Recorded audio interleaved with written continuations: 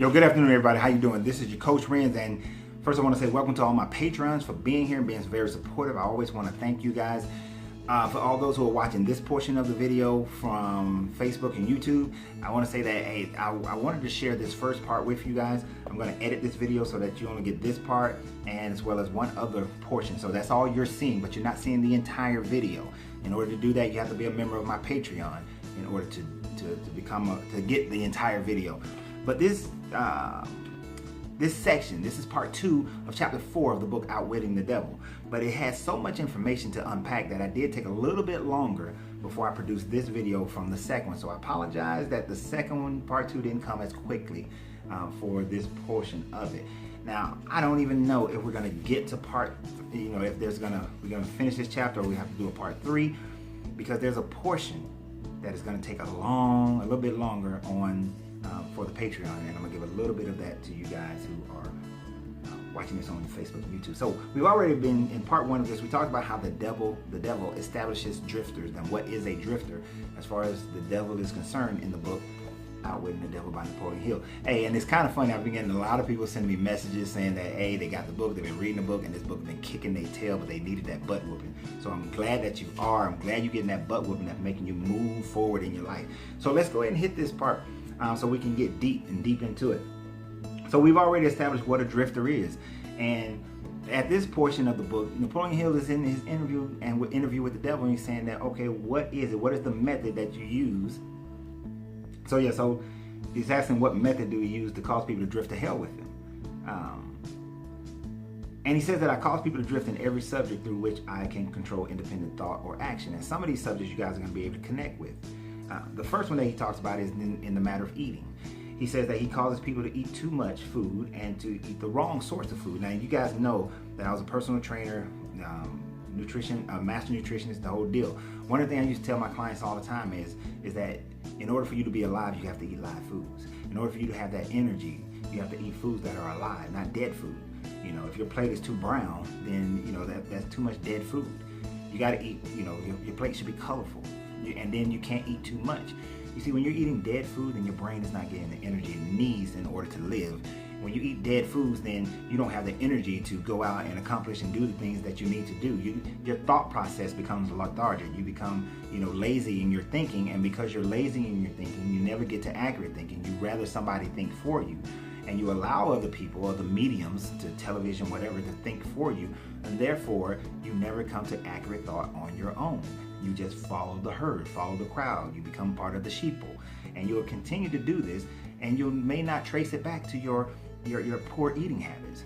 You're focused on the sickness that you have because of your poor eating habits. You're focused on the fatigue you have. You're focused on the bone problems you have, the arthritis. You're focused on all these other things, the way you look in clothes, the way people appear to you. You focus on all these things. Your self-esteem is lower because you are not happy with the way you look. You're focused on all these things because you're not eating right. You're not eating right. Your life would be much better if you ate better, right? So this is one of the things from, that's the first thing. This is one of the key parts that I want you guys to hear on the first portion of the video, and then I'm going to skip you guys over the other parts to one other section, then we'll come, and so you're going to miss a middle part, but the Patreon people, you're going to follow with me the entire time. So he says this part, and this is what I really want you guys to get. I want everybody to have this. And I don't mean to read so much, but he says that I cause men and women to drift into marriage without a plan or purpose designed to convert their relationship into harmony. How many times do you get married without the thought process of it? We think about the love, we think about the fun. We may go through some marriage counseling, do some financial planning and all that, but do we really think about how we maintain the harmony within the relationship? Yeah, you went to the class and they say you always date one another, always date your mate. But do they really teach you how to release yourself? How to allow yourself to truly be free? This brings me to a subject matter that I really want to talk about in relationships. I had this thought the other day. This is why this video was delayed. I had this thought process. And in the thought, this is what I'm thinking. I always said you got to protect your relationship. that you have to be forthcoming in your relationship, that outside people cannot be allowed to interfere with your relationship, that there are people who don't like your relationship that you have, who don't want to see you succeed, and yet we allow them to remain as portion structures within the relationship. We have to be able to let these people go. We have to be able to remove them. And I always thought protecting the relationship, we do that. We make sure we're working on the relationship. You tell me how to love you, and I'll love you that way, and I'll put forth the effort, the energy, the action to do it. You know, that's protecting the relationship. That's doing all those things. I did a video not too long ago about protecting the relationship. I talked about all these things, so I'm not going to kill you with it the whole time. But then I came to another realization. You see, that's the beauty of doing these things. You come to deeper thought. You came to another realization. And let me read some of this so I can really explain to you how it correlates. He said, here's one of the most effective methods of converting people into the habit of drifting. I cause married people to bicker or nag one another over monetary matters. I cause them to quarrel over bringing up their children. I engage them in unpleasant controversies over their intimate relationships. How many of you fight over that? Over these things I already said. But over their intimate relationship. And in the disagreement over friends and social activities. If you watch that other video about protecting the relationship, I talked about the intimacy. I talked about allowing people who negatively try to influence your relationship to keep them out. Then here's another part. I keep them so busy finding fault with one another that they never have time to do anything else long enough to break the habit of drifting. If you're in a marriage and all you're doing is focusing on the problems that you have and then trying to just enjoy the small moments of fun, pleasure that you have, then you are in a state of contentment, not a state of happiness nor bliss. That's not what you're having. You're just content. You're just living life. You're having some fun. Very few relationships get to that point. So I was reminded in thinking about that over the last couple of days of a video concerning Tony Robbins that I saw back in like 2008. In 2008, he was talking to these guys who work with the company Salesforce. And they said that in the game of craps, the pass line usually wins 48% of the time. In roulette, the double zeros usually win 48 point something % of the time. But the ability to get the fullness, honesty, true person, the trueness out of a person is about 46%.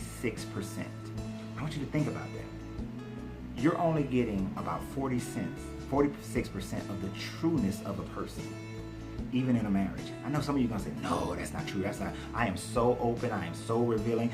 We know everything about each other. Really. Now, you may know a lot about each other, but do you know everything? Do you know their deepest, darkest secrets? Do you know the deep diving things about that person? Let's ask that question first. Now, the other part, if you watch my video about asking insincere and sincere questions, are you being sincere in all your question and answering? Are you truly asking a question because you truly want to know and you want to give in to the activity of causing the relationship to be better? Do you really? When a person is, you're in a relationship with a person, are you willing, are you trying to balance something? I was having a conversation yesterday, and here's the conversation. So you met somebody, y'all are dating, y'all fall in love with each other.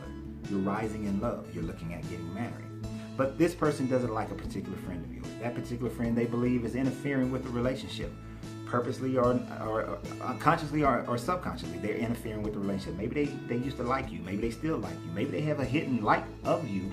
No, they can't be with you, but they are holding, they don't want you to be happy. It's like, I want you to be happy, but I don't want you to be happy because I really want to be with you, but I know we can't be together. So I'm going to make sure that you really never find happiness. Are they holding something like that? Now, they may have been your friend for 5 years, 10 years, 20 years, 30 years. You're trying to balance the two. You're trying to have your love relationship, but keep this friendship. You're not giving yourself 100% to your relationship. You can't, because you're trying to balance something. This person is always going to have a problem. The other person, your mate, is always going to have a problem with this person that you call my 20-year, 30-year friend. This person, and you're trying to balance the two. You may even talk to that person and say, look, you have boundaries. You can't do this. You can't do that anymore. We cannot talk like this, nor can you do these things. So we have to put restrictions on this relationship. You may have that conversation, but I ask you this, did you have it in public or you have it in private? If you had it in private, then you had it because you know that you don't want that person to hear the conversation because they're not going to be happy with the way you handle it. They would have wanted you to handle it more. You will be out of my life if you cannot get in line with the restrictions of this relationship. And if you are holding a candle, if you are burning a torch, then you are already way out of line as far as this relationship. And you should go. You have to go. You can't be a part. Your energy is not needed here. Because let me ask you a question. You have this friend for 30 years, and I've had people say this to me all the time. That I've had this friend for 30 years. I've had this friend for 20 years, 10 years. And they've been with me through thick and thin. They've been with me through everything. And I just met this friend. I've only been with them for a year. Who you plan on spending the rest of your life with is my question. I always ask to go, okay, what's the end result of your marital relationship? Is it to spend your life with this person, or is it to spend your life with that person? Because evidently, you can't have both here. Because if you keep this person, you will always have a struggle with that person. And if you're always having a struggle with that person, then eventually you're going to lose this one because you chose that one. I know you're saying that, why do I have to choose? Sometimes you have to choose. You have to choose one relationship over the other. And the question is, what do you truly want? And because of what do you see, now me personally, I want that relationship where we are growing older and older together, experiencing life, having joys, having triumphs, adventures, just doing it all and completely devoted in love with one another to the point where we would never allow someone else to take precedence over our relationship. That if anyone or anything is inhibiting our relationship, it must leave. I did the video about the Will Smith challenge. If something is not in line with my goals, it must be removed. You have to be willing to remove it. If you're not, then it stays. Then you're only 46 over here. You're 46 over here and 46 over there. And trust me, that person will never bring you the joy, the happiness, the love that this person can bring. So which one are you choosing, right? But we don't do that. We rather stay in the disagreement, the controversies, the fighting over friends and other relationships. We rather stay into that fight instead of saying, no, my goal is here. And I have to ask this question, why would you want to keep circling, changing this person to keep someone who is always just going to be a friend? Yeah, you went through a lot of things together. I went through a lot of things with a lot of my friends. But my friends all know that if it comes between them and my wife, they will lose all the time over my wife. My children know if it's between them and my wife, they will lose, because them jokers gonna leave me and go get their own husbands and wives, and they'll always be my children, and I always keep them close. But if it's something that, especially if they're wrong, and it can't be fixed, trust me, try to fix it. But if it can't be fixed, this is my wife. I'm not leaving my wife for my kids. It's not gonna happen. Sorry. And a lot of people will disagree with that, but get over it. I don't plan to spend the rest of my life in the same house.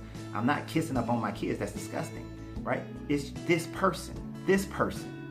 And well, I mean, I kiss my kids, but you know what I mean. But this person, right? That's the person. That's my all. That's my everything. That's my twin flame soulmate, whatever you want to call it. We are together for all eternity. See, you understand what I'm saying? You have to think that way. People don't. But according to Napoleon, the devil keeps you in these controversies, keep you fighting, keep you saying that, well, you can have it all, you can have both. Sometimes you can't. You have to let that go. So I asked that question of, you're only giving 46%, right? You're only willing to give 46% if you're saying that I can't let this friend go for my marriage relationship. I can't let this family member go, because you got cousins, uncles, brothers, sisters who are causing problems in your relationship. Look, they're only your family because y'all are blood. You're born into the same family. If y'all weren't born into the same family, some of y'all wouldn't be friends with your own family. Let's be real. I step back and that's how I look at my family. Would I be friends with you if we did not have blood relations? And there's some that I wouldn't. And so I don't put them on any pedestal of friendship, of familia, of family, because I know that without the family tie, we would not speak, which is why we only speak very rarely. Because at the end of the day is how you can be my family all day, but how are you treating me? I refuse to allow anyone to treat me poorly. And you have to think that way. If you think that way and you only deal with people who treat you with respect and love and kindness and caring, then you're going to have a better life and better relationships. And then you can not drift on life, because then you're frustrated and fighting over these things all the time. All right? So I want you guys to understand that aspect of it, right? And it's a lot deeper. It's a lot deeper. And I'll probably do other videos dealing with that subject matter. Actually, I know I will do many videos dealing with that subject, because sometimes we got to hear it over and over again, different ways, and hear it in order to get it. Now I know for some of you guys who this video is about to skip for some of you guys. For my Patreon people, we're going to continue. He says that in the occupation that he teaches people to become drifters by having them drift out of school into the first job that they can find, not really focused on what it is that they want to do. And the thing about it, this can keep you in poverty. This could always keep you in wanting, keep you in that position of hating your job, not liking to be there. And you don't want to be caught in that position. You want to be caught in a position where you're loving your job, you're enjoying your job, you're rolling with your job, that you get up every morning excited about what you're doing. And it doesn't matter how old you are, it's never too late to stop and start again and try and move into the field that you truly want to be in. Whether it's entrepreneurship, whether it's a business owner, whether you want to be a doctor, lawyer, whether you want to be a historian, anthropologist, whatever it is you want to do, you know, it's time for you to get up and go do it. As long as you're not doing it, then you're drifting. As long as you're just holding on to a job because you've been there for 30 years. I understand the logic. Get your retirement, but go start moving in a direction for you to be able to live and do the work that you want to do every day. Because just because you're 60 doesn't mean that the work is over. That's when you die. When the work is over, when you think you're supposed to sit at home and do nothing, or you're supposed to just travel and just have your little friends and go to your day-to-day, that's how you die. Work keeps your mind going. Having something that you are giving value to the world, giving value to the marketplace, that keeps you going. So you want to continue, don't have the retirement mindset, right? Because then you spent 40, 50 years of your life doing stuff that you hate. Stuff that you hate just so you can spend the next 20 trying to rest from the hatred. It's not good. The devil got you going to hell. Talked about savings, that people spend freely or sparingly. They don't ever save any money. That way when you have emergencies and problems come up, you're stressed. So he's keeping you stressed. So as long as you're stressed, you can't focus. You can't have accurate thinking. Your environment. He said he calls people to drift into inharmonious environment, unpleasant environments in the home, in their place of occupation, in their relationship. I always want you to be in the most negative space, period. The most negative surroundings, because your habits are greatly affected by the environment that you're in. And then he talks about your dominating thoughts. You drift into the habit of thinking negative thoughts. This leads into negative acts and involve people in controversies and fill their mind with fear. He said that he plants these negative thoughts in the minds of people through the pulpit, the newspaper, through moving pictures, the radio. Remember, this was written in 1938, and all other popular methods of appeal to the mind. And he does this because people are too lazy and too indifferent to think for themselves. So he's wanting you to get caught up into these negative thoughts, just planting a seed of that negative thought to keep you from being able to focus accurately on what's really going on. He wants you to watch the negative news, watch the negative TV shows. He wants you to see the families in disarray so that you feel better about your family situation. Because if you're watching a family in disarray and your family is in disarray, then you think that's normal, how it's supposed to be. That's just normal. That's just it.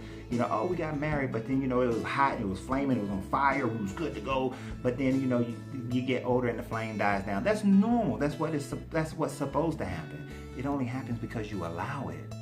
Oh, you're supposed to work, get to go watch, retire, and then live moderately, do a little traveling, see the grandkids. That's what you're supposed to do. You're not supposed to continue to check off things on your bucket list, continue to provide healthy service to the community, and continue to do things to enrich your life. You're not supposed to do all that. That's what rich people do, right? But why can't you be rich? Why can't you be one of them? Why can't you be rich at your own level? You know, why can't you live a lifestyle where you're continuously and consistently still doing things that provides something to the community, something that the marketplace places value on? You can continue to do that. Right? So he talked about how drifting can then cause procrastination, and that procrastination is the same, that drifting and procrastination is the same. And he said, yes, that is correct. Any habit which causes one to procrastinate, to put off reaching a definite decision, leads to the habit of drifting. Now, we all know that you guys procrastinate. I procrastinate. We all have had bouts with procrastination.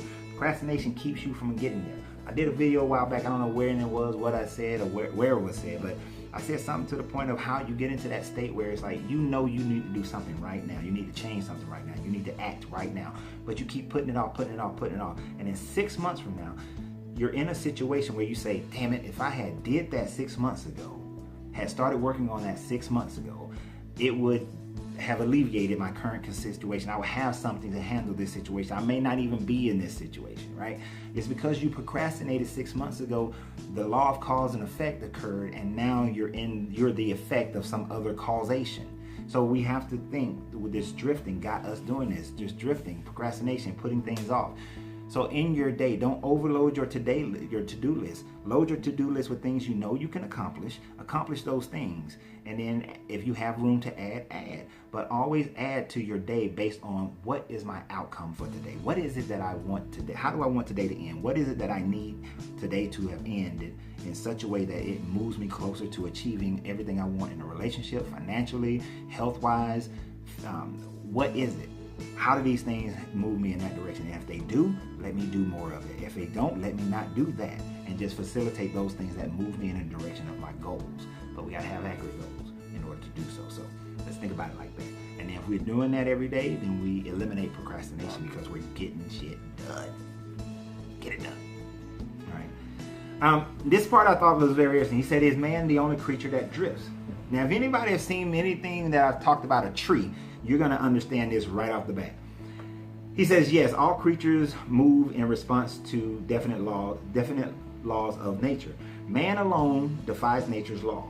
He said, everything outside of the mind of men is controlled by my opposition, meaning God, by laws so definite that drifting is impossible. He said, the control of the minds of men only. He said, I control the minds of men only because they neglect or refuse to control the use of their own mind. I always talk about a tree. I love trees. I always talk about trees. I always talk about how a tree produces as much fruit as it can produce, gets as much sunlight as it can get, pulls up as much nutrients out of the soil as it can pull, drinks as much water as it can drink. It never says that I'm going to only produce 300 apples this season, and next season maybe 200 apples. It never says that I don't think I want to produce any apples this season. There has to be a natural causal factor to cause a tree not to do something. It gets eaten by ants or whatever, termites. It has to be some other causal factor that stops a tree from doing its full output that the natural law, that nature provides it. If it's getting all the sunlight it can get, all the water it can get, all the nutrition, it's in the best environment. Remember we talked about environment a minute ago? If it's in the best environment, it's going to produce as much as it possibly can produce. We have to act as far as the laws of nature. You see, when we act contrary to the laws of nature is when we then are not able to produce as much as we can. When we overthink, we overanalyze, over-emotionalize things, then all of a sudden we don't accomplish, we don't do. When we take failure as true failure and not as a stepping stone, a learning process, then we're not able to produce as much as we can. Man is the only being on this planet that is at that level of consciousness. All other levels of consciousness, if you've seen the law of correspondence, you know there are different planes of consciousness, different planes of mental states. The plant mind does not evaluate and reason itself out of doing the most it possibly can. The animal mind doesn't do it. The mineral mind doesn't do it. But only the human mind and the higher levels of spiritual mind will say, maybe I should. Talk myself out of this, talk myself out of that. Reason myself out of this, reason myself out of that. Only that level do we do such things. But if we would look at a tree and say to the tree that I must be like the tree, that I will produce as much fruit. I will place myself, see, we have the ability to place ourselves in the best environment, right by the river with the best sunlight, with the best nutrition in the ground, not too close to another tree so that our roots, commingle to the point where we're fighting over minerals, but where I have plenty, there's an abundance for me to be able to produce as much fruit. And every day I'm going to produce as much fruit as I possibly can. Every day I'm going to do everything necessary to have the greatest life. That's where we have to go. That's where we have to go. We have to go there. Now, we're going to go into another part, and yes, this will be the last part of this video, and there will be a part 3. Yeah, there'll be a part 3. All right, and that is, okay, so after he wanted the devil to come back to something more concrete, more that, not so abstract. So let's get away from abstract, but I'm going to take you into an abstract anyway. He asked, well, what are you doing? What is your drifting doing in America? What are you doing to America? And he said that the devil hates America as only the devil can hate America. And he's like, why? He said, because that the 56 men that signed the Declaration of Independence in 1776. He said, had it not been for the influence of that damnable document, I would now have a dictator running the country, and I would stop this right of freedom, free speech, and independent thought that is threatening my rule on earth. All right. Now he goes into some other stuff like that he said that no dictator is self-appointed, that he appoints them all, that my dictators are running those nations, talking about Germany and Hitler with Germany, Mussolini in Italy, Stalin in Russia. He said his dictators are running that country for him because they have been subdued through the habit of drifting, and they're, as dictators, they have subdued the people, right? They have used their will as dictators to subdue the people, and in this way they control the minds of millions of people under their control. All right, I'm gonna stop right now. Read, right? I'm gonna stop right there. When I first read this part, I thought he was being overly patriotic, like, oh, America, America, America. And I was like, and then, you know, as a black man, sometimes we get into the thoughts of, well, the founding fathers all had slaves, and they only meant land-only Anglo-Saxon white males, and they didn't care about women and all that. But what I want you to do is set that aside for a second. I want you to set that aside, because I had to think, how does fear, what does the Declaration of Independence have to do with fear and free will and that sort of thing? We know the history, and we know man's state at the history, but we know that this document is a document that has, that when we look at it now, it includes everyone in America. It includes people in general. But I also went back and I read the document again and studied it a little bit deeper. And I've seen a lot of Hermetic teachings, a lot of Hermetic writing is in the Declaration of Independence, right? So I want to share some of that with you guys. That's why this video is going to be a third. It's going to be a part 3 to chapter 4. Man, this is going to be a lot. I said in the beginning, this may be a lot of videos. But it starts out, when in the course of human event, it becomes necessary for one people to dissolve the political bands which have connected them with another, and to assume among the powers of the earth. Now, connecting one band to the other. Let's think about it, connecting one mind to another mind, right? Oh, I forgot that in a relationship. In the relationship part, build a mastermind. The quarreling and bickering stops you from building a mastermind relationship with your wife or husband and having that connection. And with a mastermind, if you watch my video on sexual alchemy, you'll understand what that mastermind is able to produce. Sorry, I know that's like disjointed, but that made me reminded me. But anyway, so, he said, among the powers of earth, the separate and equal station to which the laws of nature and the nature and of nature's God entitled them.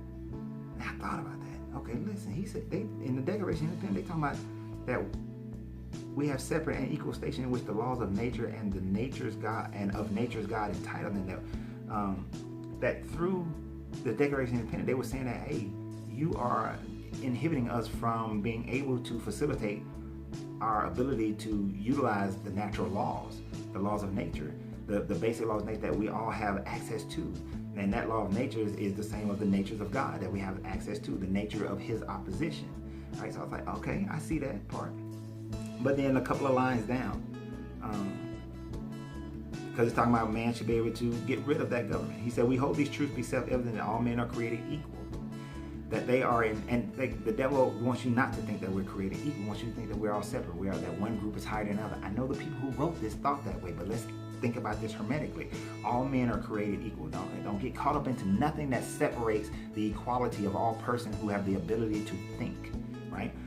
But created equal, and they are endowed by their creator. Whoever you believe is your creator, I don't care. Whoever you believe is your creator is, we are the infinite living mind says that you all have this equal right, this certain unalienable rights, and it says this certain unalienable rights that among these are life, liberty, and the pursuit of happiness. Okay, so we all have this ability, everyone, right? We have the ability to pursue these things, and we have the right to do so. But here's a government that's trying to stifle that right. And I haven't read the whole thing in so long, I couldn't remember most of it.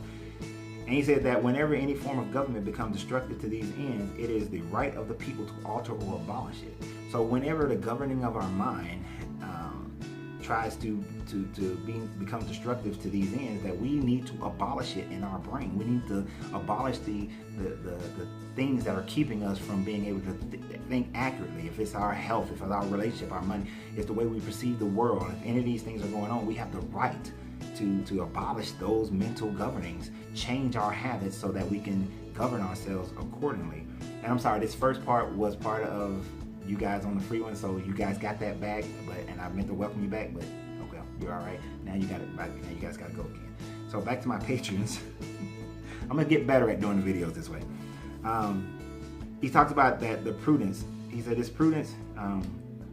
so we have the right to get rid of those government. He said, prudence indeed, not he, the Declaration of Independence, prudence indeed will dictate that governments long established should not only change for light and transient causes, should not be changed for light and transient causes.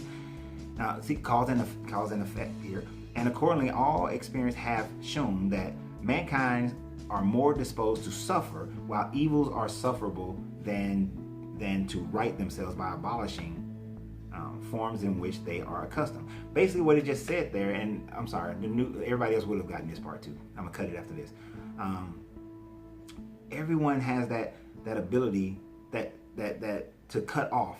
That everybody has the ability to excel, but we are more disposed to suffer. We're more apt to allow ourselves to remain in the same situation, right? He said it, Declaration says that while evils are sufferable than to right themselves by abolishing the form in which they are they are accustomed, that we will sit there and suffer.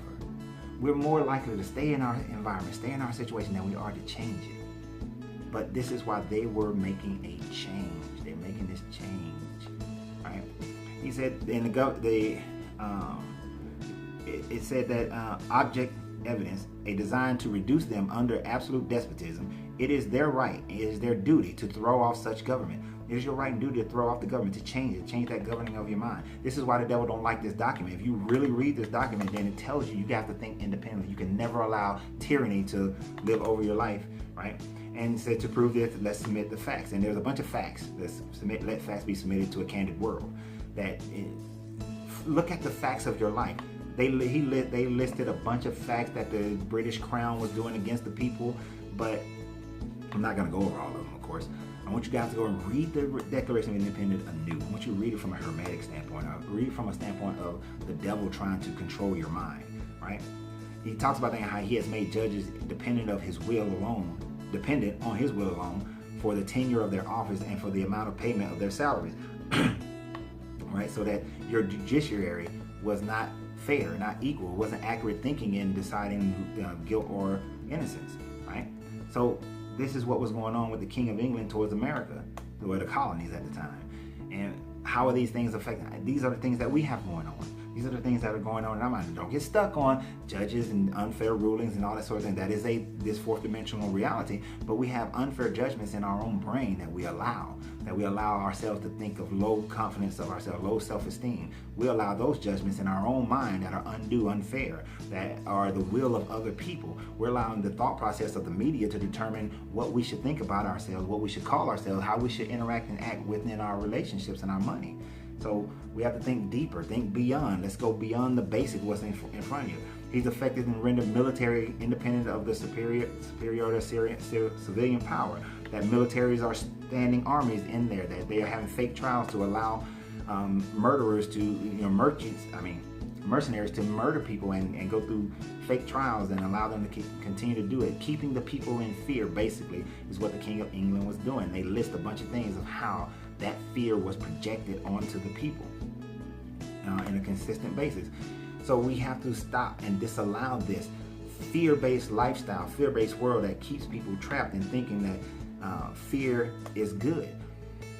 Many people believe in a God because of the fear of hell. The fear of hell keeps you believing in the love of God. So I want you guys to think about something real quick. If a husband and wife were together, if the husband loved the wife, and he said, I love you because of the fear of losing you, then his love is contingent upon the fear of losing her. So it's a fear-based love. But he said, I love you because I just love loving you and making you happy. I love you because I just see the delight and the elation in our life and how we can grow and become wonderful together. I love you because you love me back in such a way. But in most situations, we teach love out of fear of God, going to hell and punishment. And then there's love out of fear of losing something. So we teaching this, but we have to recognize that we can't love that way. We can't live that way. We can't go based on fear, right? We have to go based on something different. And that difference is accurate thinking and seeing how things work and go for us. But like I said, this book is chock full of it. I look forward to it. I'm glad you guys are with me. It's going to be a part 3. So remember, you got to free yourself to be yourself because your greatness is non-negotiable.